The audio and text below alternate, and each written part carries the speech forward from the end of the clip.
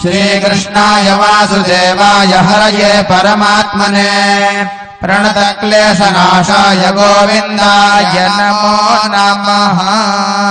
नारायण नारायण नारायण नारायण।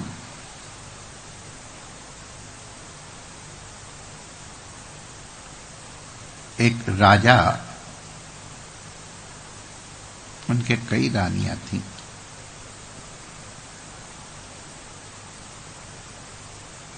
वो इंग्लैंड गए, लंदन गए।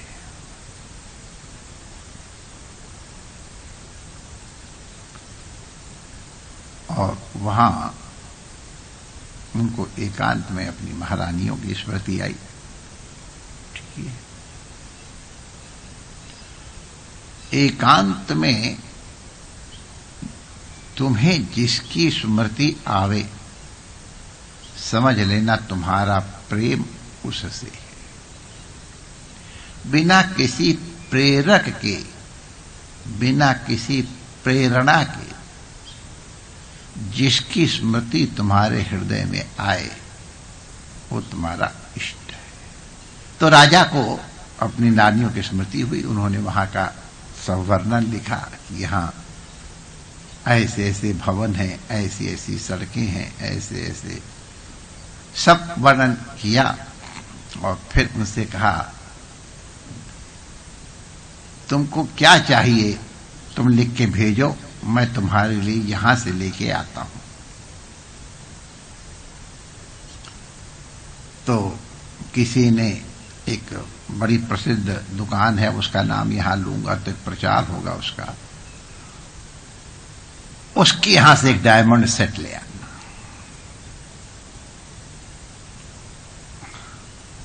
लोग जान गए होंगे जो उसके जानकार हैं, बड़ा प्रसिद्ध है, वो ले आना। किसी ने कहा एक अमुक प्रकार की बहुत महंगी ऊन होती है, उस ऊन का कोट ले आना। इसी तरह किसी ने कुछ मांगा, किसी ने कुछ मांगा। एक रानी ने लिखा कि मुझे तो एक चाहिए। अब जिनके जिनके सामान की फरमाइश हुई तो राजा ने अपने सेक्रेटरी से कहा, जाओ भाई ले आओ। तो सेक्रेटरी जाके वो सब सामान ले आया, बढ़िया पैक करा करके, ब्यूटीफुली पैक्ड। अब राजा को ये समझ में आया, इन महारानी को मैं क्या करूं, एक चाहिए। लिखते लिखते कहीं और ध्यान चला गया होगा, भूल गई होंगी, एक चाहिए। अरे एक क्या चाहिए? घोड़ा चाहिए, हाथी चाहिए, क्या चाहिए? बहुत बुद्धि लगाई, राजा को समझ में नहीं आया। तो राजा जब लौट करके गए तो उन्होंने जिन जिन रानियों के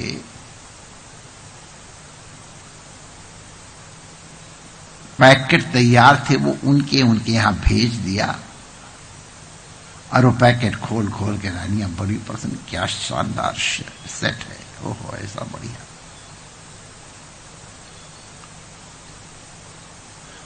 उसको मिंक कहते हैं, सबसे महंगा होता है मिंक खुशबू। अब राजा गए कि जिसने कहा था एक चाहिए, तो राजा उसके यहां गए और सोचा जहां ये कहेगी उनको वो लाए, इनको लाए, हमारे लिए क्या लाए, तो मैं उसको फिर डांट लगाऊं, तुमको पत्र लिखना तक नहीं आता है, महारानी हो।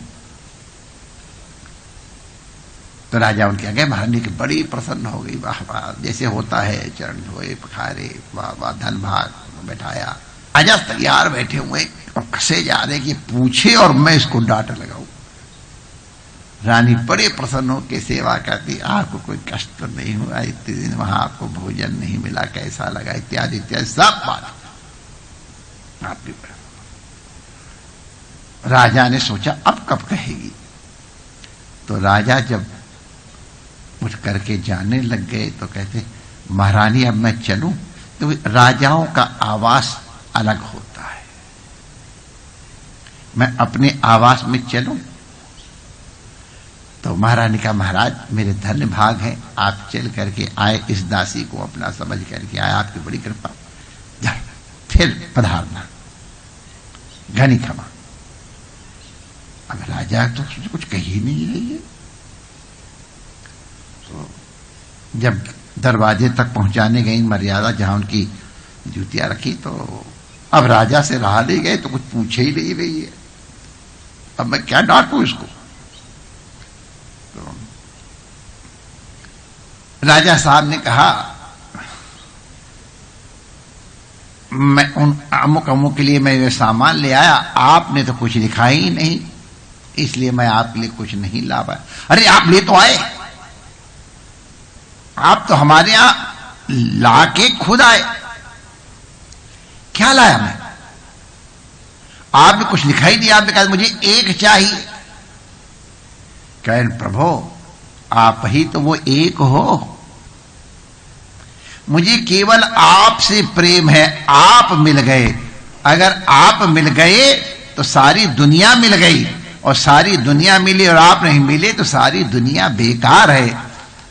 प्रभु ये सारा साज श्रृंगार तुम्हारे लिए ही तो है, तुम आ गए। मैं यही मना रही थी कि मेरे स्वामी विदेश गए हैं, उनको कि खांसी खोर न आवे, स्वस्थ आ जाए, मुझे तो एक आप चाहिए प्रभु, आप मिल गए। राजा के नेत्रों में आंसू आ गए। लौट करके जा करके तो कहने का आशय क्या है? उन रानियों का भी प्रेम तो है ही, तभी तो उनको लिखा हमको ये डायमंड सेट या हमको मिंक ऊन का कोट या अमुक अमुक चीजें ले आओ। लेकिन वास्तविक प्रेम तो इस रानी का है। एक तू ना मिला सारी दुनिया मिली भी तो क्या है, तुम चाहिए, तुम्हारे अतिरिक्त और कुछ नहीं चाहिए। ये प्रेम है। हमको प्रभु आप चाहिए, आपके अतिरिक्त और कुछ नहीं चाहिए। जो कुछ आपके संबंधित है वो भी इसलिए प्रिय है कि उसका संबंध आपसे।